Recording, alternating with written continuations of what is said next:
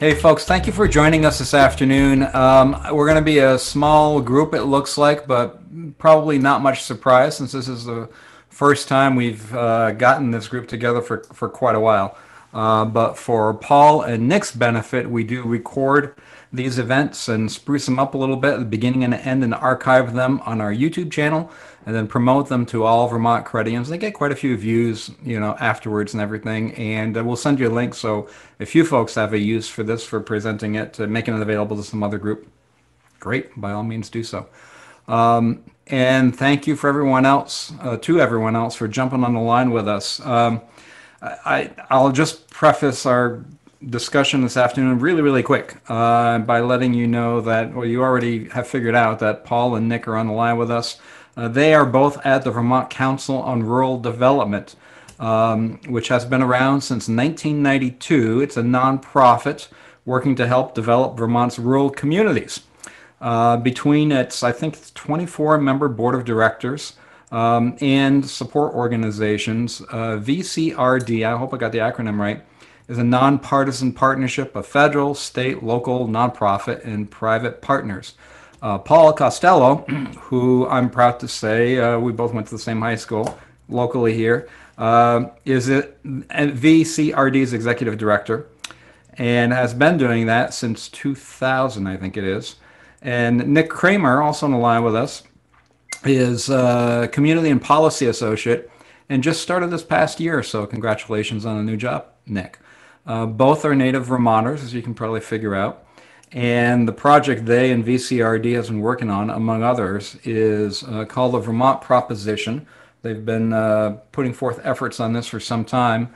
And it is a project to try to envision and create the future of Vermont. I went through the information on it quickly.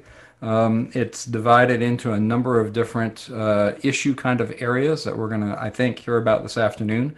And any more that I say about it is pretty good chance of it being wrong or off base.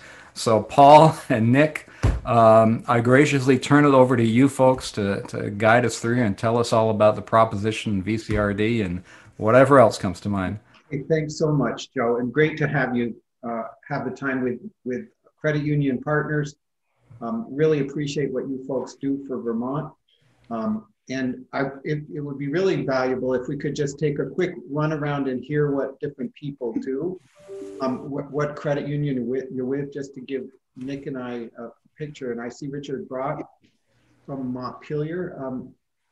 Actually, it's Mr. Brock, but he's pirating his wife's computer. Oh, And I'm the league's sometimes legal counsel. Oh, great. And then I just used the 15-year-old term. It's the association. Okay. And Dwyer? Hi, I'm John Dwyer. I am the president and CEO of New England Federal Credit Union in Williston. Great, thank you. Christine? I work for Joe at the association. Oh, terrific. Tracy?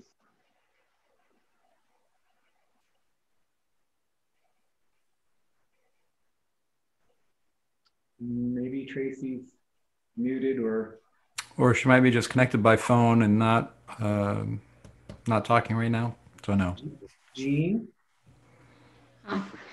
President and CEO of Vermont Federal Credit Union. Great to see you. Wanda? She's muted.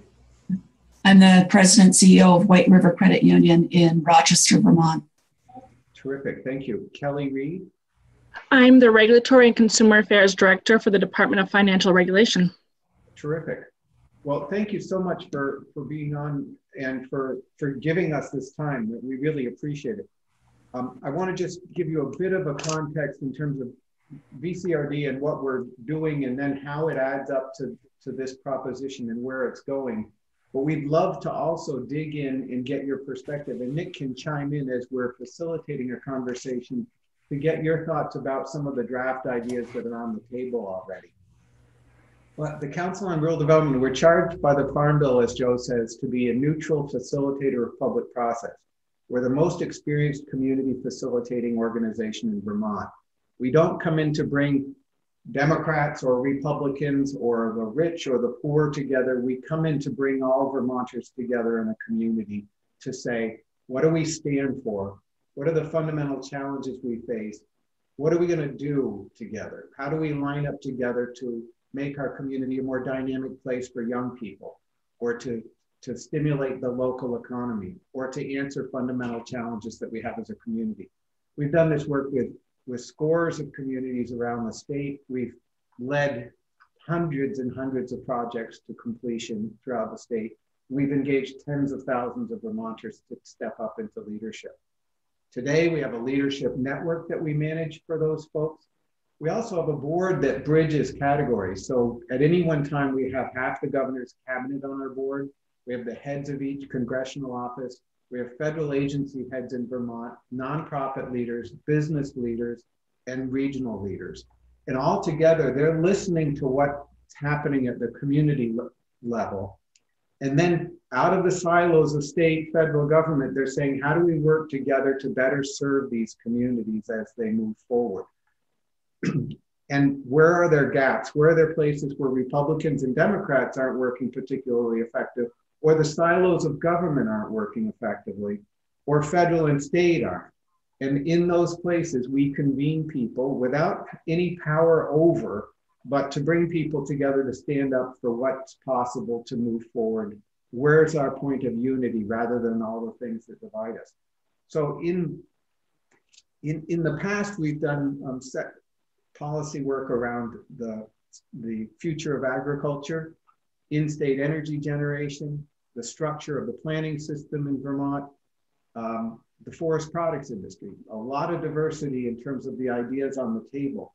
We've also run gubernatorial private retreats for governors to bring together the congressional offices and state agency heads and federal agency heads to work forward on things like the green economy or local education progress. And we don't think we know better than the people we bring into the room. About 12 years ago, we engaged in a 1.5 year long process of asking Vermonters about their big picture of the future. It was the Council on the Future of Vermont. It had people like Chris Graff and Richard Mallory and a number of others on a collective board that listened. And we reached out to 115 organizations. We did county sessions. We did a trend line analysis of everything from teen pregnancy to the trends affecting the dairy industry. And then we did public polling on what Vermonters stood for. And all that work added up to a pretty big evaluation of Vermonters' values and goals for the future. But after 10 years, the board of VCRD said, how are we teeing up what needs to happen next? And just recently, a couple of years ago, the Community Foundation held their annual meeting around the question, what do we need to do in Vermont for the state to be successful? What do we need to do in the next 3 years for the state to be successful for the next 50 years? And with the demographic challenges that we face, the economic doldrums at the periphery of Vermont, some of the fundamental questions around everything from education to climate that were on the table. About 2 years ago, we designed this process to build a set of propositions that would be some of the big things that we felt would need to be done in the next 3 years that would perpetuate Vermont's success into the future, that would answer some of the fundamental challenges. And then COVID hit. And when COVID hit, we put our work as community facilitators to the side for a while, and we ended up bringing together people who are doing direct action to answer the COVID challenge in their community. And they were building protocols, and they were looking at health work and delivering food and all those things, and we turned them into a team. Then Nick and I started convening statewide resource providers who serve those communities to kind of bridge and get rid of overlaps and duplications and even places where they might butt up against each other. And then finally, the governor asked me to lead his local solutions team. So Nick, me, the whole team, we put together county level forums on COVID recovery and where we needed to go next, and interviewed basically 1,400 people. We've taken all that all the information from all these processes.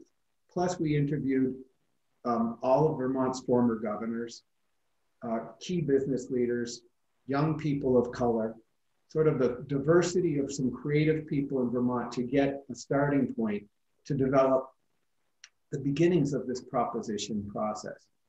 But essentially where we're going is we believe that Vermont is in a crucible, like this nation is right now, where a lot of our national ideals have been challenged.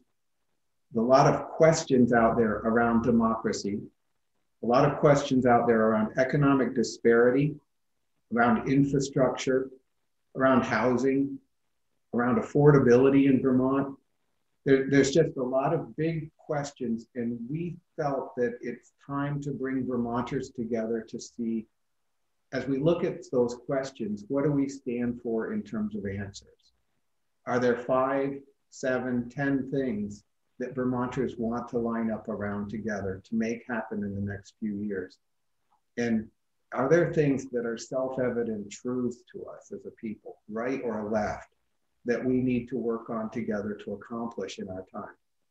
To us, as we look at this national crucible of the moment, it feels like our patriotic responsibility to think larger and to think in a more unified way about what we're going to accomplish, to build bridges between groups right now at this most fundamental point in our history. So nobody gives us permission. We don't have any particular brilliance to bring to this. We have a certain humility. On the other hand, we've been listening. And so we build from the people we listen to and trust that in democracy, things will sort out. We can put ideas out there. Some of them may work, some of them may not. But what we've got now is this, the list of propositions. And can you pull these up, Nick, the sheet? I should be able to. Joe, I don't know, you may have to enable, but nope, there it goes. All right. And essentially where we're going from here is we're going to be gathering, we're going to have 50 or 80 meetings like this where we take people, we test these ideas. There's no right answer. We haven't adopted these ideas. We don't own them. But we're going to test them back and forth. We're going to change them. And behind them, you could really think of these as the headings of chapters in a book. Behind them are going to come strategies and a lot of the thinking we're gathering from people through this whole process. We'll turn it into basically a platform. We're going to bring that out in a summit for the future of Vermont in the spring. We're going to invite 1,000 people to come. We're going to ask people and organizations and businesses if they want to sign up as proponents of this collective platform of work. And then we're going to carry this platform to the governor, to the legislature, never criticizing anyone, never getting involved in electoral issues or pitting the Democrats or Republicans against each other. We're not interested in politics. This is the opposite of politics. We also aren't going to criticize people if they don't believe, if they don't choose to support one or another of the propositions in the political process. The dice will fall where they fall, but we're going to propose in a positive, aspirational way the things that we hear from the people of Vermont. And then we're going to carry it through as a convener. Potentially there may be 1 or 2 that no one's really working on, and we could pull together organizations to get started on that. And others that maybe, like broadband funding, may have already been done with the next infrastructure bill out of Washington, D.C. and the leadership that's currently on the ground in Vermont. So you can see it's a big, daunting, ambitious thing to do. And we really appreciate your willingness to take time thinking about this with us. And what we're really looking to do in the rest of the conversation is get your thoughts about these different ideas on the table. What are we missing? What on this list doesn't belong in this list? Are there things on the list that you would change or improve? And basically, we're ready for criticisms or suggestions or additions, and there's no wrong answers. So thanks so much for having us, and I'm glad to hear your thoughts.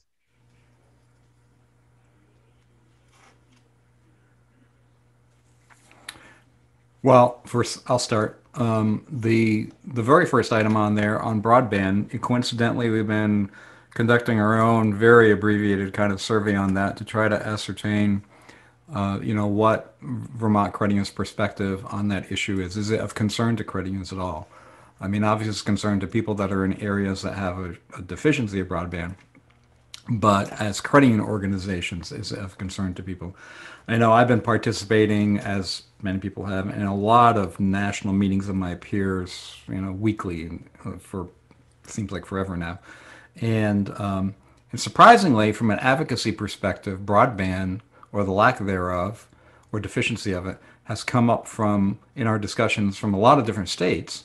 And of course, from a credit union perspective, and somebody commented to this to this point in our survey that the availability of broadband affects people's ability to conduct business with their chosen financial institution these days.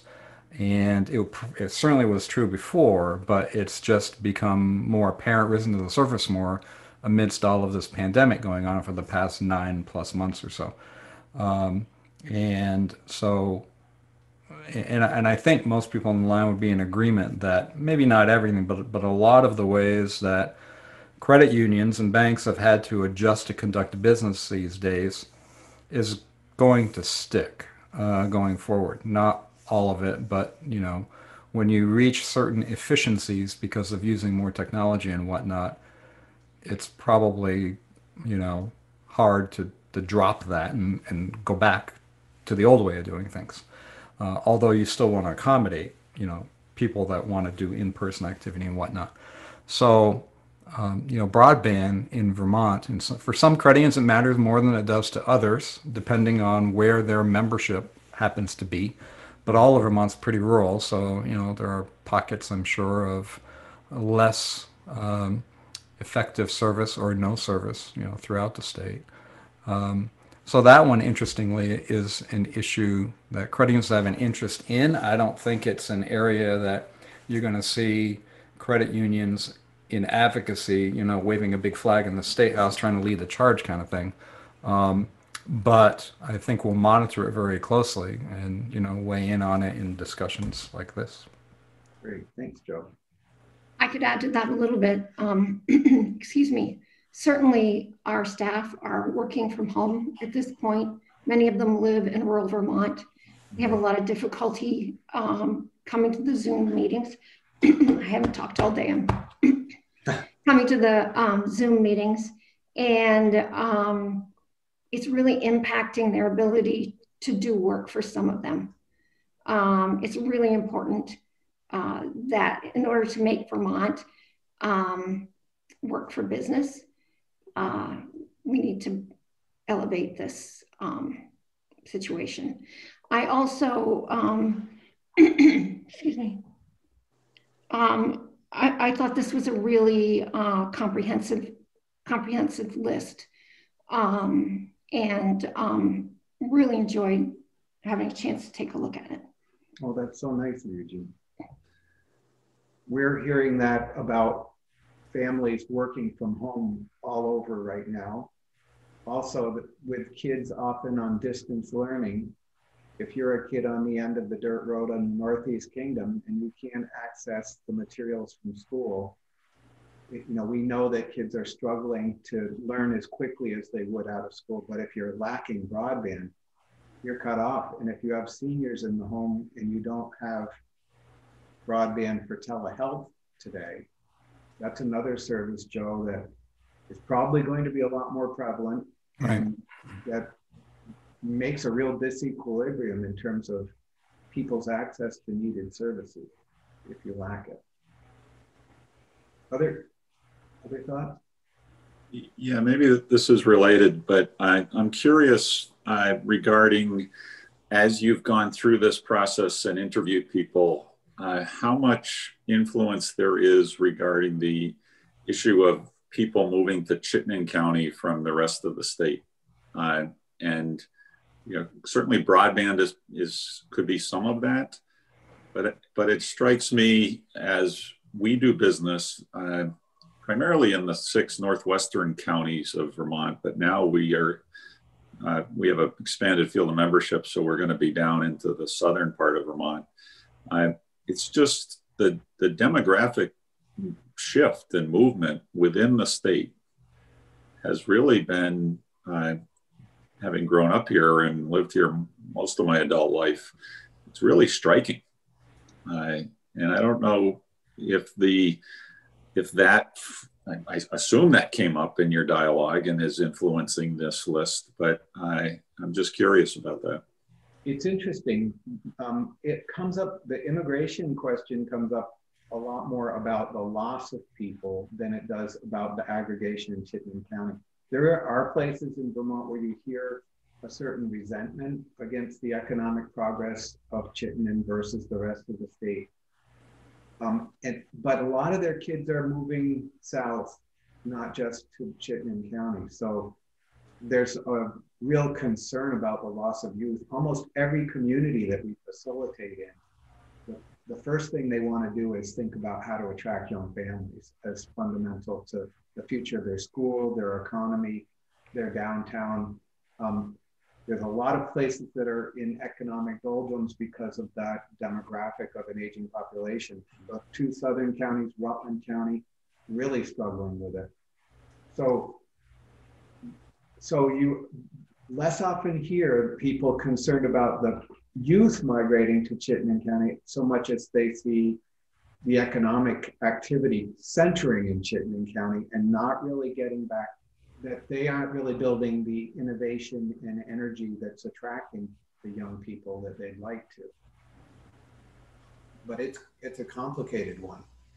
Well, yeah, I think what you do about it, you know? Right, but if you, I mean, that issue of frustration or concern within the rest of the state about the economic growth in Chittenden County, as obviously you know from the involvement you have, I mean, the trade-off is that Chittenden County is driving the tax base. I mean, if we didn't have the economic growth in Chittenden County, we wouldn't have the revenue in Montpelier that they need to support the state. So you got that trade-off. But I think it's, for us, as we look at, we're heavily involved in mortgages, and we just see Franklin County, Chittenden County, that is where it is. I mean, that's where the values are growing. That's where the new housing is being built. And that is, the issue of people moving out of the state is significant. We all see that. We all feel it. I'm 0 for 2. Both my kids are gone. But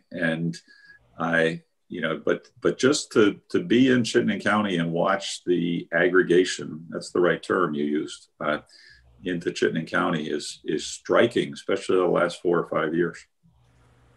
One of the things we had actually a recovery session with realtors who described the boom that they're seeing in the rural market, partly where people are moving into what was a second home on a permanent basis, or they're moving to purchase an old farmhouse, and they've sold a house down south for twice what it takes to buy a house and refurbish it in Vermont. And so they're seeing a significant boom in home sales right now. And I don't know if you're seeing that too, but one realtor described an 80% increase in closings over last year. Yeah, I don't know that we can validate that growth percentage, but we certainly are seeing, we're hearing the stories in the purchase side of the business around, high-end homes selling quickly. If you look at just above 500,000 in the northwestern part of the state a year ago versus today, it's not even the same market. I mean, there's no question. But I think that also relates to the discussion and some of the things you're trying to get at here. Arguably, broadband is a big influencer on this very topic, right? Both the shift out of state as well as the aggregation into Chittenden County. Like Gene, we have 140 people working at home now. And the range of their experiences You know, if you're in Williston tied to Comcast, that's one experience. If you're in Fletcher and you're on a dirt road, to your point, you have a different experience. So I think some of that drives the very issue of aggregation. If you live in San Francisco or if you work in San Francisco or Boston, you could live in Fletcher if you had high speed, but you can't if you don't. Right. You can't buy a house, but that value of the house is going to plummet if it doesn't have broadband available. I think it was on the same call, Paul, that you're talking about.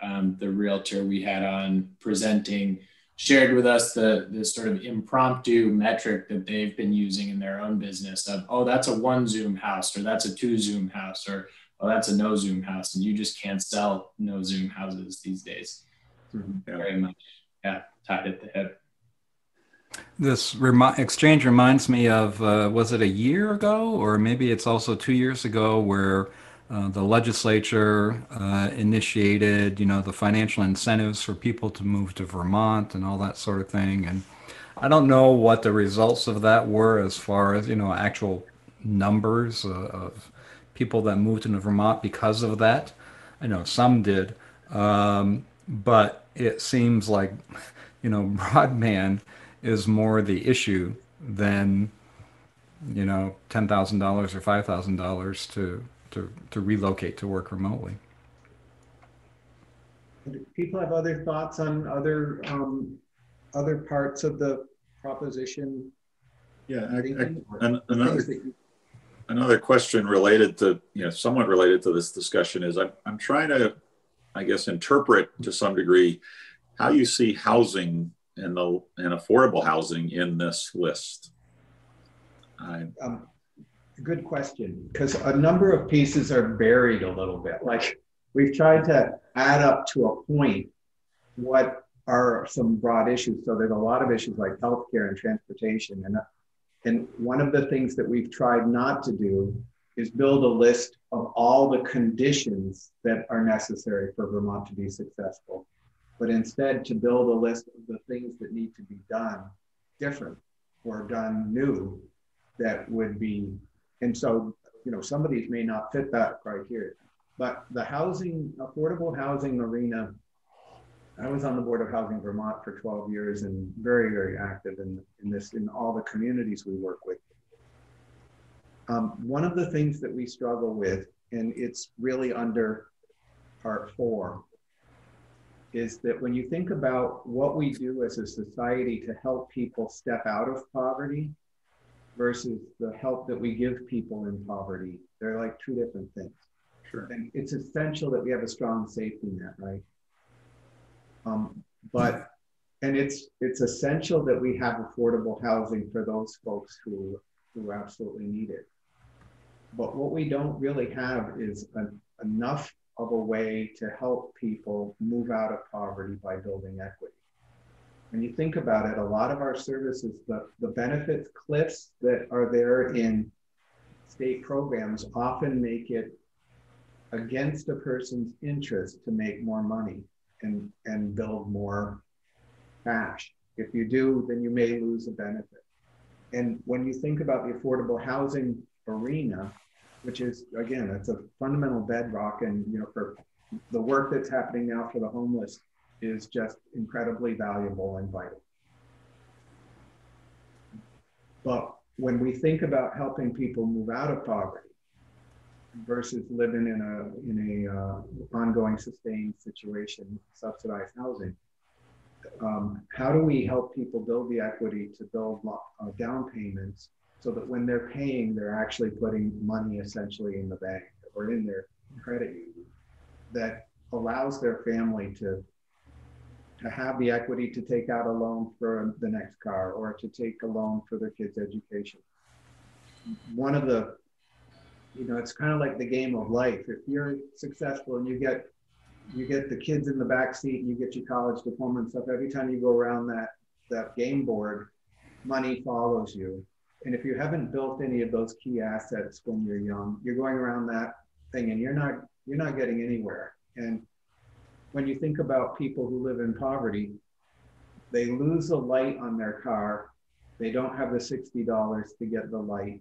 They get stopped by the cops and they get a fine. They can't pay the fine. They lose their license. They have, they can't get to work because they had to drive a car without overhead. Just everything comes down against them, and it prevents them from getting out of being stuck.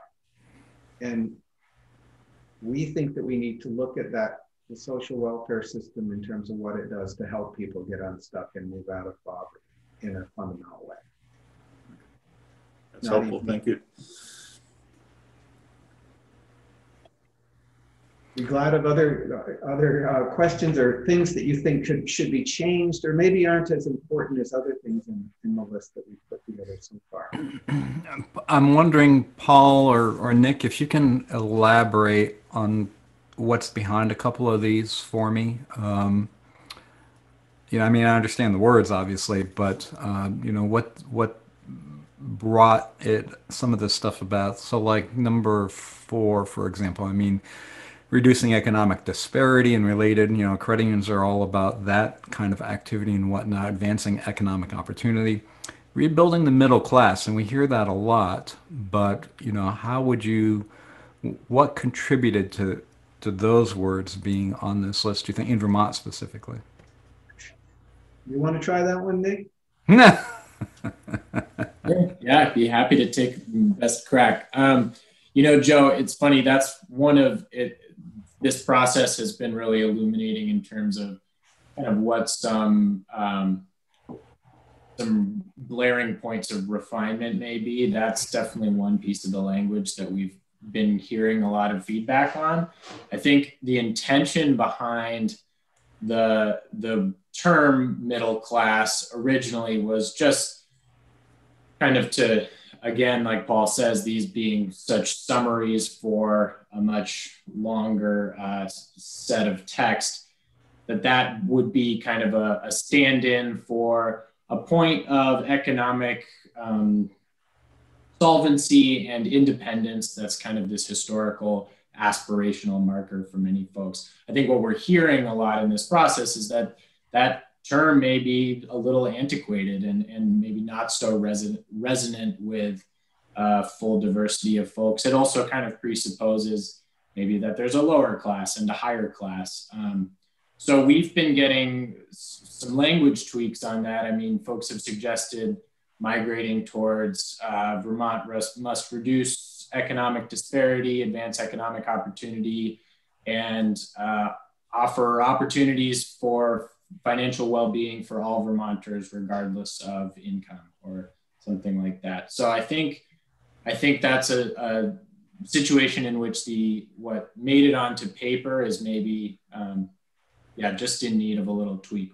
But I don't know, Paul, if there's anything you think we should add. Behind that is the idea that we need to think systemically about how we support people, how we expand housing and support people getting into a home to build equity, how we look at higher education, and how we help Vermonters go on to not necessarily a 4-year college, but training programs that are going to help them be more successful in getting stronger incomes in their lives and things like that. So there's a few different elements like that, Jim. Was there another one that you thought was that maybe needed some unpacking too? Well, I was just wondering if you can elaborate a little bit on which one is it? Number 8. It's not, well, I don't think anyway, that it has direct or specific bearing on credit unions exactly, but just from a governance standpoint. I'm kind of picking up on the regional coordination and governance in states. Yeah, this one's really complicated. Sorry. people have pushed back on this. This one may not stand. I shouldn't tell you this, but it's probably the one that is voted the lowest in terms of people's agreement with it. Really? But I was on the Governor's Commission on Efficiency in Government a couple of years ago, and we did this pretty deep analysis of some of the costs of government in Vermont. And we're deliberately not trying to be on the left or on the right, but look at good ideas from both sides. I don't know if you folks remember John McClowery's book on Vermont that showed the service territories of all the different organizations. You know, some states have a county government that locates, there's an ag person, there's an economic development person, there's planners, and those people all aggregate at the county level. In Vermont, instead of that, we have regional development corporations, waste districts, rural planning districts, ambulance districts, fire. You know, the town of Pownell has 3 separate fire departments. When you look at the layers of different organizational networks in Vermont, some of them state territories that are different. John McClowery and his partner mapped all those with black lines for the territories. And when you overlaid all those black lines, the map of Vermont was almost black because of the complexity of the way we're organized. When you think of that, people say that Vermont is in some ways the most centralized state in the United States. Jobs for the state are located in Montpelier, Burlington, that axis. It's the same for congressional offices and so forth. And when you think about Southern Vermont, you might have an outpost, you might have a regional planning commission, but you don't have coordinated state services. And I've been working with secretaries of administration from the last 3 administrations, all of whom feel like there's a terrible imbalance in the way services are delivered and a lot of overlap and discoordination. On top of that, we're really creative in Vermont. We create new ideas and new projects, and then we build a new nonprofit so that we have the greatest number of nonprofits per capita in the United States. And there's a real great richness to that. On the other hand, a lot of them are so small, they can't pay anybody. You know, there's not a job there, and they're not. And when you think about the human capital in a small town, there are people who are on 20 of these little local boards because there are not enough people. Like Nick's in Corinth is probably going to be on 20 before he's done. There maybe ought to be some rational thinking about, do we evolve to more systemic models of regional coordination of services? And that's where we're getting. On the other hand, we have regional development corporations and regional planners with regional plans and economic development plans, but they don't really go anywhere statewide. Vermont used to have a planning office in the governor's office. We think that planning should be an executive level function. In our current structure, we have a 2-year gubernatorial term and a 1-year budget term. So the governor, you know, you talk to secretaries of administration and they'll tell you, we're essentially reactive. We don't think out 5 years or 10 years about what we're going to do for the future of housing or the future of, you know, responding to climate change or particular sectors in Vermont's economy that may be really great sectors where we could really grow if we concentrated. Instead, we're more passive and respond to a lot of initiative that comes from the legislature, which is okay, but it doesn't have a lot of foresight. And so essentially this is saying that we should take a hard look at our governmental structures and look towards how we evolve to a better regional structure, and at the same time, how we add up to provide more leadership that's strategic towards the long-term future in Vermont. Most other states have a planning office that helps to lead that. Paul? Yes, Jean. Is number 10 related to more recent events, or are we actually seeing less civic engagement and et cetera in Vermont? Democratic decision making. I think of Vermont as being very strong in democratic decision making. As a child, I went to the small town.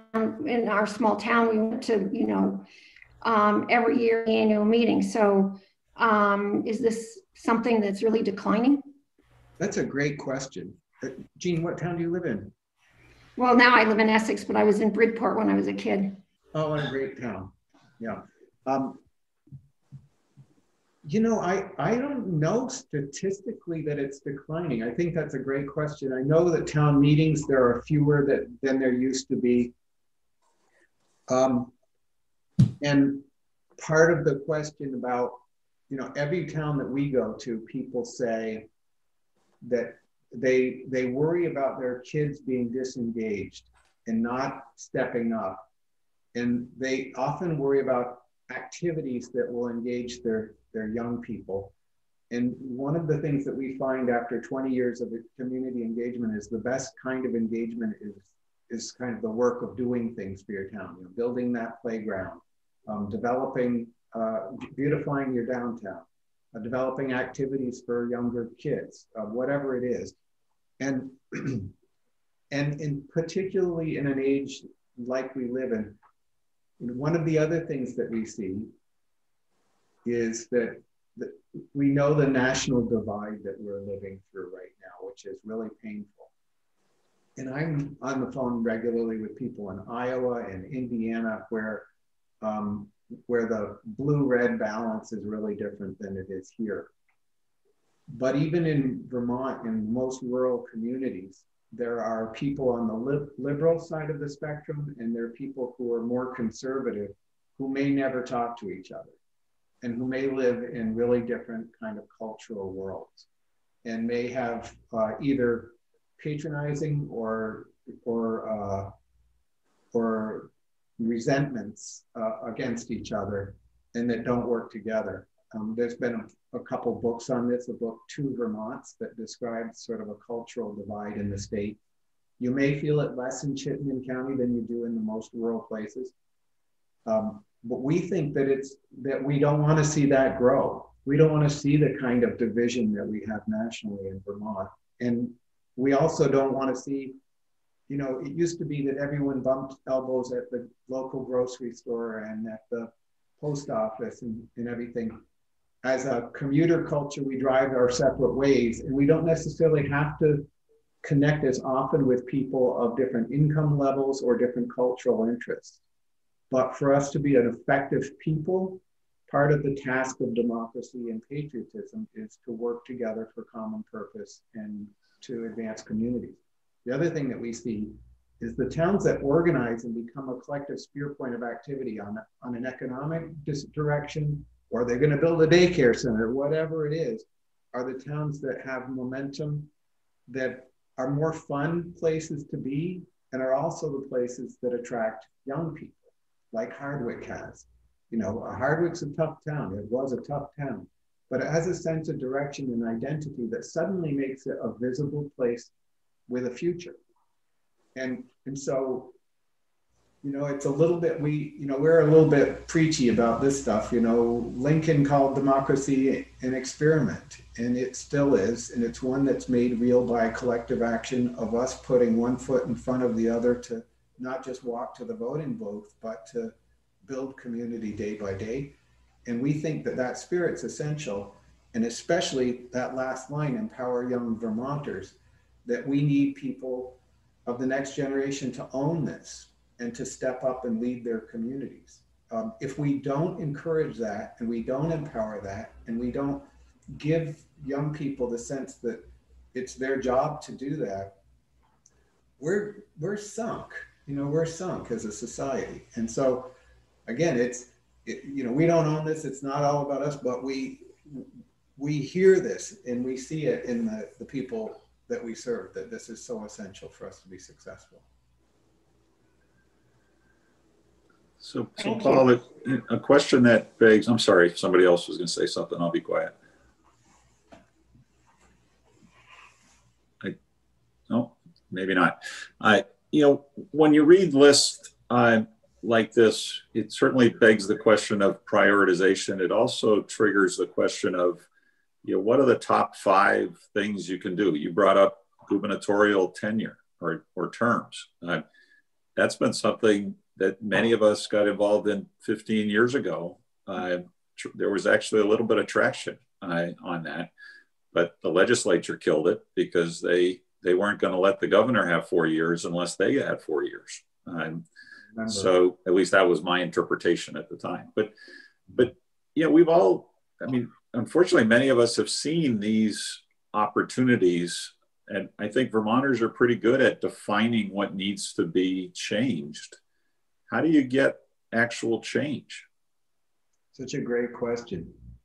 One of the things we find at the community and the policy level is that at a community level, people present to their select board 30 problems. Here's the problems. They're bringing more problems, right? Or they bring, here's 20 ideas that someone should think to do, but it's way beyond the scope of the select board to do them. And our job at the community level is to help people come down to the 2 or 3 things that they're actually going to do. In this process, it's challenging because everyone wants to add to this list, not sure. I tried. Yeah, but you think about it and you say, if we invested in preschool and became the most family-friendly place in the United States because we offered preschool to children, we would be making a mark out there in the workforce with young people who are looking for where to locate. Broadband may be another one. You know, you all kind of rallied around that one at the beginning, and that's everywhere you go. You know, the governor's commission that I was on, that was our first recommendation, was to fulfill the broadband goals. So there may be a few that are like, they're big, they're clean, they're clear, that should be priorities in here. We don't think that's for us to say at this point. We really want to hear from people's thoughts, but in the end, for it to be most powerful and effective as something to push, that may be the direction it goes. Do you have thoughts on doing that kind of prioritization? Well, I think there are certainly organizations that can help you with that, right? And all of us are familiar with some of the, you know, from a business standpoint, it's things like the Chamber of Commerce, it's the, you know, the Business Roundtable. But as you know much better than I, there are groups and advocates from every constituency. So I'm certainly not in a position to say it's simple. I understand the complexity of what I'm asking. Yeah. And we're talking to a lot of those people. Yeah. Yeah, we're coming with very different points of view. Well, sure. Yeah, I mean, because every one of them has turf to protect and has, you know, has a perspective that even if it's apolitical, is still oriented towards where they live or work or worship in some cases. So it's there. Yeah. Other folks have thoughts or suggestions or things that you would prioritize or eliminate?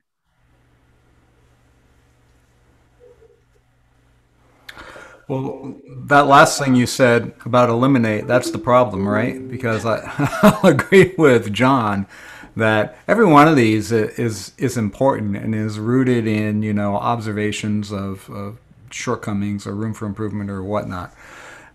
Every one of them probably could have a very large mountain on the other side of it to climb to, you know, effect change too. Some more possible than not. So yeah, it makes me wonder, how do you, same thing John said, you know, how do you zero in on a focus of, you know, these 10 things are important, but these 3 or these 5 or whatnot kind of are at the base level, you know, the seeds from which other things can germinate. One of my questions to you folks would be,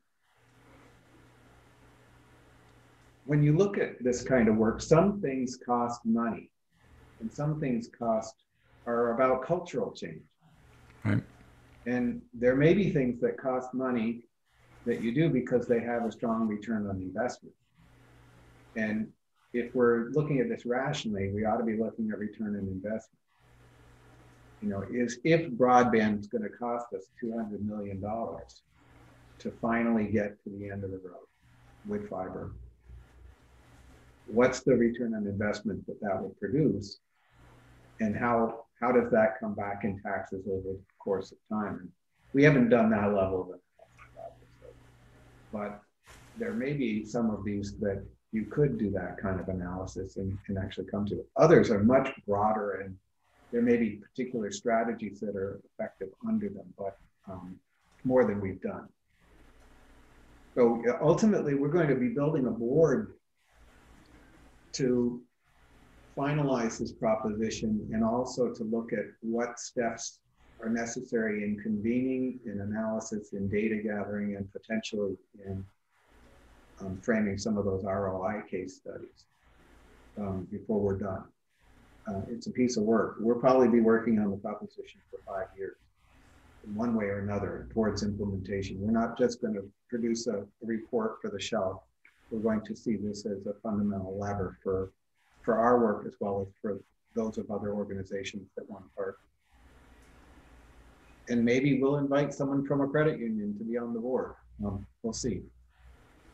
But we deeply appreciate your interest and willingness to give us this time today. I can see everyone's kind of thinking, even if we're not sure, it's, you know, it's so complicated. Any last feedback? I know we're at the end of our time.